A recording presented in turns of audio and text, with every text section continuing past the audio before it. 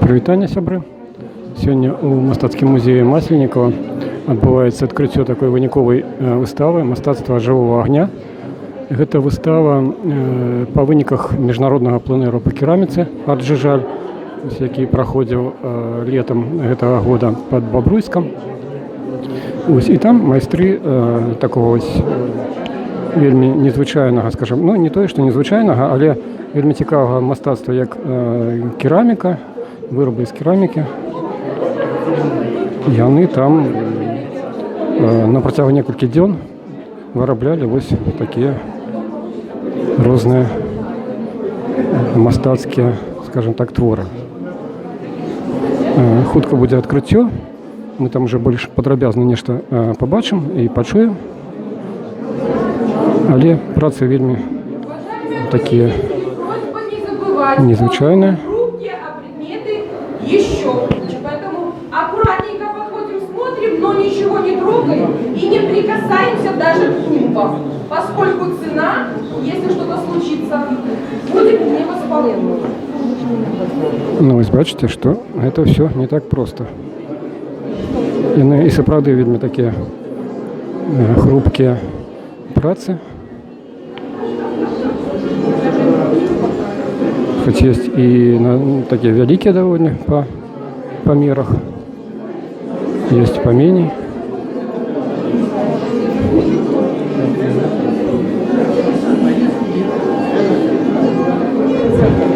Прыйшло вельмі шмат моладзі з наших мастацкіх, напэўна, нейкіх вучэльняў і колледжаў.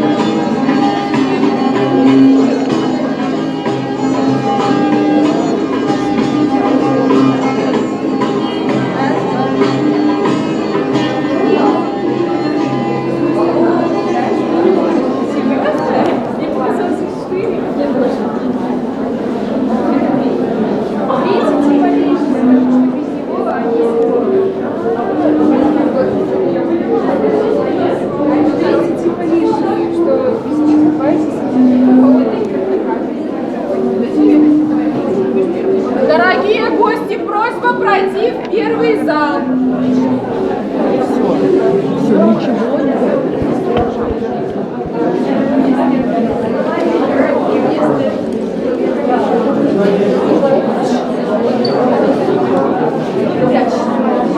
Нагадаю, сябры, гэта адкрыццё выставы па вынікам пленэра «Арт-Жижаль».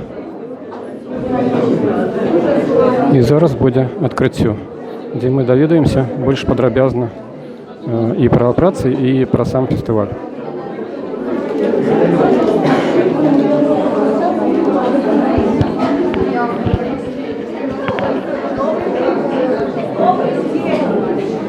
Добрый день, уважаемые гости, участники нашего сегодняшнего торжественного открытия выставки «Искусство живого огня». Данная выставка является результатом работы участников 26-го международного пленэра по керамике «Арт-Жижаль», проходившего в Бобруйске. Приятно отметить, что стало уже традицией принимать выставку данного пленэра у нас в художественном музее. От себя хочу сказать, что Валерий Аркадьевич один из самых талантливых, активных и известных в Беларуси и за рубежом мастеров декоративно-прикладного искусства именно керамики. Также является бессменным председателем Бобруйской организации Белорусского союза художников. А с 2003 года Валерий Аркадьевич является организатором и руководителем международного пленэра по керамике «Арт-Жижаль». Валерий Аркадьевич, огромное спасибо за возможность знакомить жителей Могилева с уникальными работами участников пленэра «Арт-Жижаль». И примите, пожалуйста, от всех нас вот эти вот замечательные цветы.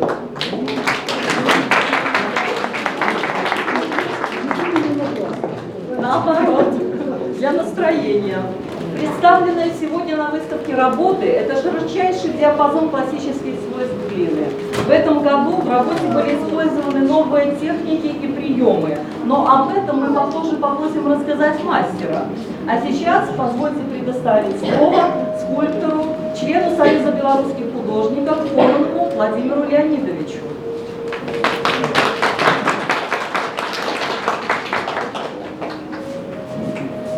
Валерий Аркадьевич вообще скромный человек. Я не хочу упиваться на эпитеты. Я просто хочу сказать, что не случайно в этом музее, где царит мудрость организаторов, хранителей, встречаются как помпезные виды искусства, так и лучезарная преданность самому существу, жизни этого искусства. Вот это прекрасно. Мне посчастливилось, наверное, с первого пленэра помогать Валерию Аркадьевичу в экспозиции. Я даже однажды попал на пленэр в поле. Вот. Это незабываемое чувство, особенно если кто видел обжиги. Это неповторимые вообще действия, само состояние, когда каким-то непонятным, неосязаемым божественным промыслом из глины при помощи огня получаются великолепные произведения, которые ожидают все участники пленэра.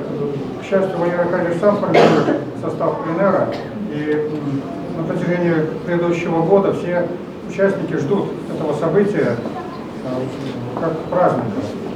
Потом они не только сами создают этот праздник, они еще дарят зрителям. Мне приходилось работать с разной аудиторией, когда в отсутствие Валерия Аркадьевича я же водил экскурсии. Я водил с детьми экскурсии, с военнослужащими, с умудренными опытом начальниками, да, которые знали цену этого действия. Я просто хочу откровенно сказать, что Валерий Аркадьевич – это человек-оркестр, который делает все от начала до конца. И самое интересное, что мы знаем, даже хороший спектакль не может продолжаться долго. А в этом случае это такая пламенная беспрерывность этого создания. И ждешь уже следующего пленэра. Я думаю, что это произойдет, потому что есть Валерий Аркадьевич Калкин. Я такой помпезности себе не прощу. Разрешите предоставить слово Галине Николаевне Комановой, художнику, члену Белорусского союза художников. Галина Николаевна очень хотела Я сказать рвалась, такое слово.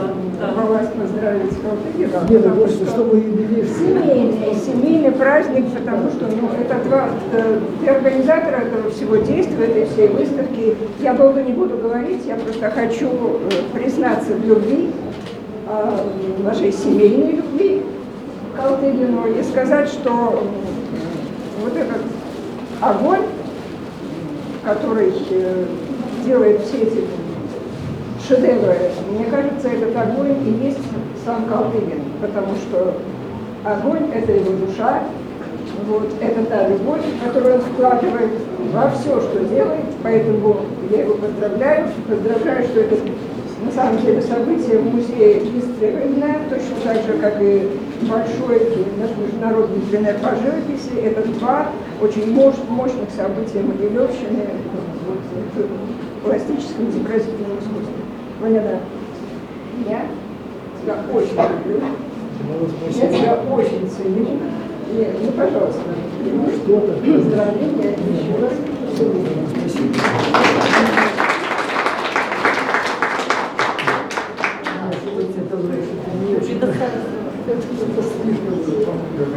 Юрий Михайлович, художник и член Белорусского союза художников. Сказать несколько слов о пленэре и его организаторе.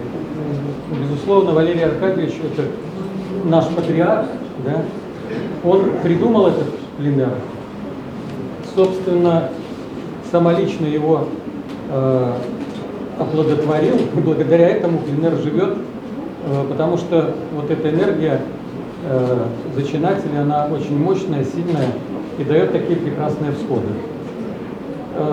Кроме всего, что пленэр – это огромное художественное явление в жизни республики, вот лично для Могилева, могилевчан он ценен тем, что пленэр воспитал еще и наших молодых авторов, которые, побывав на этом пленэре, приобщились к нему, вошли, влились в эту жизнь и стали ведущими мастерами керамики не только в нашей республике, но и на просторах СНГ, зарубежья.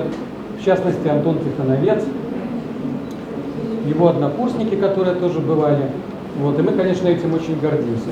Ну а всякому, для того, чтобы печь зажечь, нужно средство для розжига. Вот я его вам и дарю.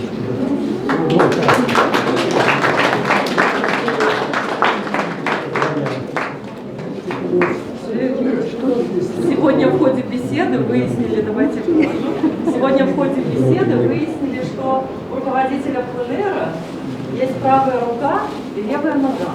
Это вот Антон Тихоновец, который вы сейчас только что сказали. Поэтому позвольте мы ему предоставить слово. Ну, здравствуйте, я маленькую историю расскажу, как все случилось. В 2004 году, опять же здесь, в музее Масленникова, я впервые пришел на выставку по итогам пленэра в Жижи. Был настолько сильно впечатлен работами, что как бы дал себе такое обещание, что рано или поздно, лет 10 там пройдет, но я попаду обязательно на этот пленэр. Все случилось гораздо быстрее. Через год, даже меньше, чем через год, будучи опять же студентом, я попал в 2005 году на пленэр к Валерию Аркадьевичу. Вот. Ну и с тех пор участвую уже в пленэре, сколько там, ну, раза два, наверное, три, как только не был. Вот. Не знаю, что Валерий Аркадьевич во мне рассмотрел тогда такого, но как бы он стал меня звать чаще и чаще. Спасибо вам большое, Валерий Аркадьевич. А остальное про пленэр Валерий Аркадьевич вам сам рассказывает. Тогда просим вас, Валерий Аркадьевич. Спасибо. Вы знаете, что я даже не ожидал вот этого всего. Цветов, этого. Зачем? Это, в принципе, я хочу сказать, что все, что вы здесь видите, это все-таки достаточно мощный такой коллективный труд, потому что в керамике, кроме того, что каждый работает еще в своей мастерской, вот, быстро оборудовано там, по этим таким вот не очень хорошим условиям проживания, быта и работы. Но тем не менее, значит, у каждого рабочее место есть свое, но еще есть, где он индивидуально работает. Ну еще есть такая вещь, как керамика на без обжигов не существует. Поэтому все обжиги проходят во взаимодействии вот, целой группы людей. И благодаря этому это все, в общем-то, как бы, ну, то, что там организуешь и так далее, это, конечно, все хорошо. Тут я уже не умоляю себя и говорю, что это, конечно, благодаря моим каким-то диктаторским наклонностям, наверное, это все совершается. Потому что вот эту вот художественную стихию человеческую, которая всегда предрасположена к богемности, так сказать, и тому подобное, ее надо, конечно, держать в определенных тяжелых рукавицах. Так образно говоря, Антон. Вот. Что я хочу сказать, что рано или поздно, если бы первые примеры начинались уже такими более-менее зрелыми художниками, то постепенно я все-таки пришел к тому, что у меня основная действующая структура, как мои помощники, допустим, это все-таки молодежь. Понимаете? Вот у меня вот Антон, потом Симашко, Оля, еще несколько человек, тех помоложе, да. И, кстати, даже вот люди, которые из зарубежья, но часто у меня участвуют, они создают определенную такую вот платформу, что ли, для того, чтобы пример все-таки существовал, развивался и очень хорошо, нормально работал вот эти 3 недели. Вот. 3 недели, конечно, это очень тяжелый труд, потому что тут и недосыпание определенное, и волнение, что-то не получается все-таки. Вот эта выставка, знаете, когда вот первые у нас были какие там, «Круг огня», да, потом «Керамика ночи», ну, немножко приедается такое название, повторяются уже из года в год. Итоговые выставки. Вот назвали «Искусство живого огня». Ну, действительно, искусство живого огня. И все-таки здесь можно очень образом это все преподносить, потому что живого огня и по образу керамики, и живого огня это душ этих участников примера и так далее и тому подобное. Создается очень хорошие такие дружеские отношения, все это работает, потому что иначе там ничего, конечно, существовать не может. Ну, вы знаете, что люди это всегда люди, всегда бывают какие-то моменты там нестыковок, наверное. Но, к сожалению, или к счастью, мы это все гасим. Вот. И это как бы все-таки не создает определенного такого отрицательного эффекта. Да, ну, что вам сказать еще? Что вообще итоги примера говорят сами за себя. Вот то, что вы сейчас сегодня видите здесь, это очень хорошо и замечательно. Я хочу сказать, что это, в общем-то, в Беларуси, конечно, единственный такой пример. Единственные такие мощные выставки керамики, потому что, ну, к сожалению, у нас очень тяжело с керамикой в Беларуси. Производственные базы разрушились, они не выдерживают конкуренции, не выдерживают конкуренции с, допустим, с той же Азией и так далее и тому подобное. С теми же китайцами, японцами, даже не говорю там про европейские какие-то тоже. Потому что у нас, к сожалению, очень плохая техника, технологическая база. Когда мы накладываем деньги накладываются на работы, в общем-то, по развитию керамики не ведется. Предприятия закрываются, предприятия не конкурентоспособны. Поэтому я вообще вот сейчас, когда проходит триеннале декоративно-прикладного искусства, я вот хожу по экспозиции, смотрю и удивляюсь, что еще в этих условиях художники хоть что-нибудь из керамики там все-таки делают. Шедевров, как этот Василевский написал, конечно, нет, но тем не менее какой-то уровень еще пока держится довольно конечно хороший. И поэтому, конечно, вот я хочу сказать, что вот такой объем керамики, чтобы увидеть, посмотреть в разных техниках, каких-то разных посылах, вот, все-таки по итогам примера мы получаем. Ну, спасибо за то, что вы пришли. Спасибо вам за то, что вы пришли. Вот. Я с большим удовольствием всегда здесь выставляюсь. Здесь существует определенная своя атмосфера, аура, понимание искусства, понимание всего происходящего. Поэтому спасибо большое и спасибо за то, что вы пришли. Я просто хотел бы, чтобы вы с пониманием относились к этим работам, потому что здесь очень много таких чисто импровизационных и чисто таких поисковых работ. И здесь, в общем-то, очень много во всех работах очень такого солидного, образного начала. Поэтому нужно всегда вдумчиво относиться. Все-таки декоративно-прикладное искусство из Золушки постепенно выходит на первые ряды нашего отечественного не только искусства, потому что керамика действительно это созвучие очень многих направлений в искусстве. И живописи, и скульптуры, и графики, и архитектуры, и пространственного мышления. Здесь все есть. Понимаете? Здесь можно от элементарных каких-то вещей, предметов, можно идти к очень большим ассоциативным, просторным работам. Так что поздравляю вас еще с этой выставкой, что вы ее увидели все-таки. Да. Поздравляю вас. Спасибо. Еще одно слово хочу сказать. Вчера состоялось такое событие важное. Была Рада Белорусского союза художников. И наш коллега, наш могилевчанин Антон Тихоновец был принят в Белорусский союз художников. Предлагаю всем его поздравить с этим большим событием. Кто-то еще хотел бы выступить?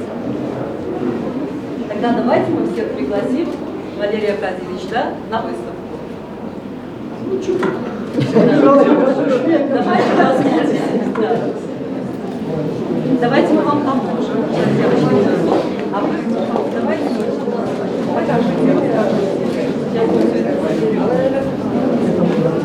Скажіть, а можна питання, ну, наскільки тяжко ось створити нечто такое подобное?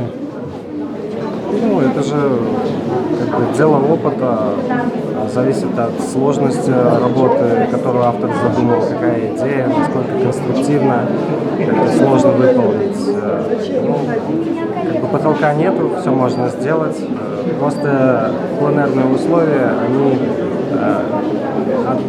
немножко ограничивают от тепличных, потому что там есть свои какие-то нюансы, где нельзя делать там слишком тонкое, слишком нежное, все хрупкое. Работа с огнем, опять же, загрузка в дровяные печи, перепады температур. Это и сам материал диктует, поэтому это все немножко отличается. Но так можно, я не могу сказать, насколько это сложно. Для кого-то сложно, кому-то проще. Вот, но это уже вам судить, как сложно или сложно, как оно выглядит. Кстати, зачастую простые вещи, они кажутся, что они исполнены очень просто, иллюзорно, а, как правило, в них больше всего и всяких сложных таких моментов, нюансов по исполнению, скажем, такая простота, на самом деле скрыто за ней очень много сложностей. А были некие выпадки, вот коли робишь, да, это все-таки, а потом бац, и опошний момент. Конечно, конечно. Это могло вплоть доходить до последнего обжига, когда автор хочет внести какие-то коррективы или вообще просто это случайность. Вот здесь представлена техника обвара белорусская. Часто так получается, что по каким-то конструктивным моментам, либо просто дело случая, но изделие может треснуть, лопнуть, взорваться, то есть не получиться. Или может быть в процессе лепки, когда что-то делаешь, например, материал, он год от года меняется, и сложно как бы поймать его фишку, к нему нужно привыкнуть. Вот. И иногда, когда не сразу еще раз пробовал, прочувствовал, ты лепишь, уже почти закончил, кажется, вот совсем чуть-чуть, и вот что-то пошло, трещина, не успел удержать, на бух все свалилось. И такое тоже может быть. Где-то может быть просто вот случайно со щипцами, когда работаем, достаем, она там разбилась, вот, соскочила. Так? Ну да, тут уже мастаку можна трошки подмалювати нечто, да, коли не так. А тут уже якби коли... Да, здесь уже иногда можно это где-то склеить, можно на этом, кстати, сделать эффект, но часто так бывает, что изделие полностью разрушается, автор плачет, там, кто-то спокойно к этому относится. Но здесь как-то к этому нужно относиться немножко философски, потому что нельзя рассчитывать, что вот у тебя все прям получится так, как ты хочешь. Опять же, это и условия, Вот, они как раз таки такие условия закаляют, помогают, кстати, художнику очень развиваться. И автор, когда идет на такие риски, он должен понимать, что может произойти что-то и негативное, там, скажем, разрушится. Но, как правило, у нас там потом на закрытии пленэра такая традиция уже. Мы Богу Жижелю отдавали такую дань. И вот какие-то не совсем удачные работы, либо вот что-то может быть из боя такое, мы пускали на плот, который поджигали, отплавляли по реке, он красиво всплыл, грел. Вот такая вот. Ну, это ж такая специфика все-таки мистецтва именно такого, да, то это у некоторых іншее, там, да, у некоторых такое. Кто-то может умышленно даже, вот у него все вроде бы получилось, все авторы смотрят и восхищаются, а он себе поставил какую-то такую цель, Іншую, да. вот я хочу добиться вот этого, но здесь невозможно добиться, так прям четко, строго попасть в то, что ты задумал, потому что это работа с огнем. Огонь, он диктует, рядом стояло изделие с какими-то металлами, огонь перетянул, короче, часть металлов на соседние изделия. Получились уже другие переходы. Нужно искать в этом фишку. А кто-то, например, вот если вот не получилось так, как он задумал, он смотрит, он берет молоток, бах-бах-бах, разбил сам там, вот. Он не хочет, чтобы вот, кто-то видел какие-то промахи. А на самом деле ты стоишь зачастую смотришь, потому что это же вообще великолепно вышло. Да. Дякую. Успіху.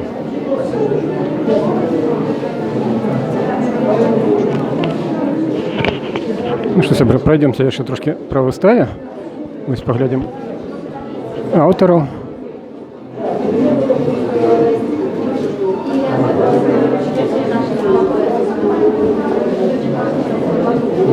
Ну, як бачите, пленер він міжнародний. Ось були автори із Болгарії, ось Молдова і Росія.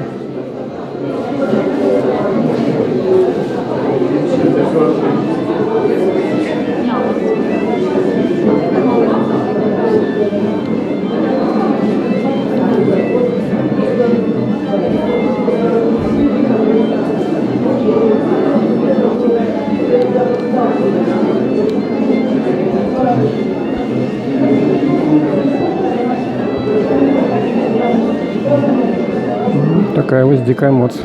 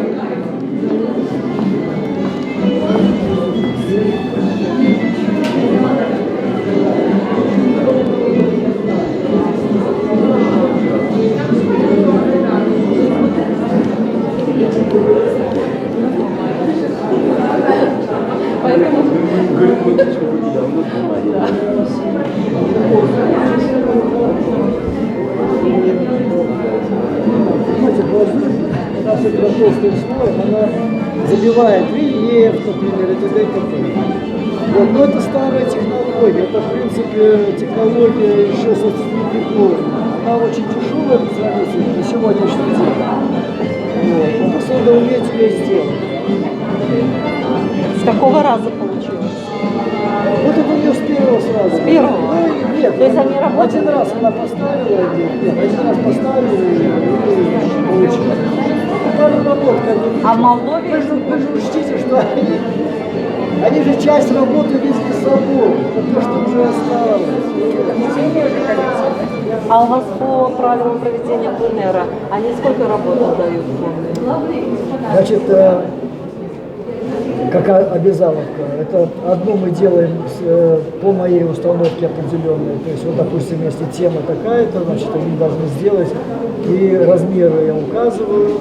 Вот, и это для интерьеров, допустим, общественных каких-то наших культурного значения, там, центров, библиотек. То есть есть задача? Да, есть задача определенная, конкретная. Ну вот здесь очень много таких работ. То есть они тоже здесь? Вот этих вот здоровенных, вот, как вот в земле стоит, вот там в углу, вот это вот, допустим, это с этого задания. Вот эти вот две работы, вот тоже. Кстати, она делала одну здоровенную, я просто ее заставил расширить. И получилось у нее такая. То есть она могла быть цельной, да? Она, ну, пешку не поставила. А получилось? Она вот я о чем говорил, которая была из Бразилии, она разумно пошла, так сказать, согласилась, все, а эту турчанку я там на себе что делать? Запишем. Насиловал. Это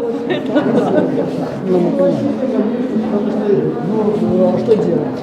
Я вот, когда мы делали по оформлению там, библиотеками, еще очень определенный формат, все, некоторых заставлял переделать. То есть это одна работа задания, а еще Да, одна работа? и одна работа в музее. Вот она пошла в музей, допустим. Они уже выбирают сами. То есть это из того, их что, уже да, идея? из того, что художник предлагает, пожалуйста. Ну, Валера, конечно, а работа музей? должна быть хорошая. А музей закупает или дарит? Нет. Дарит, да? Такие закупки давно были еще первые примеры, да? Были закупки, но очень такие низкоценные. Вот, еще одиноченько еще возмущался. Ё-моё, это такую работу. Зато музей. Работа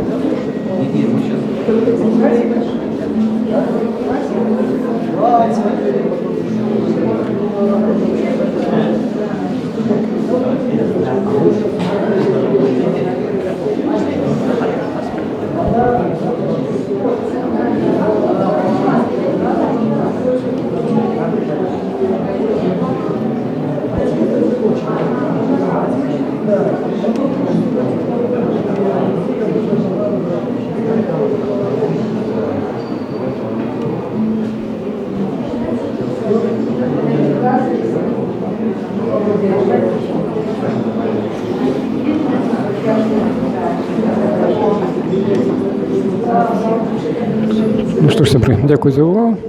Приходьте на виставу, сочите за нашими мистецькими подіями. До побачення.